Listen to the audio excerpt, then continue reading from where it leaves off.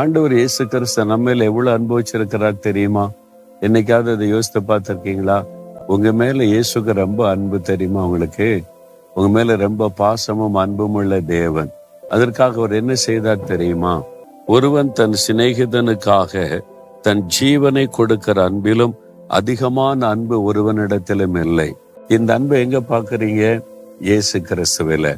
இயேசு நம்மை பார்த்து என்ன சொன்னார்? நீங்க என்னுடைய சிநேகிதர் என்பதாக.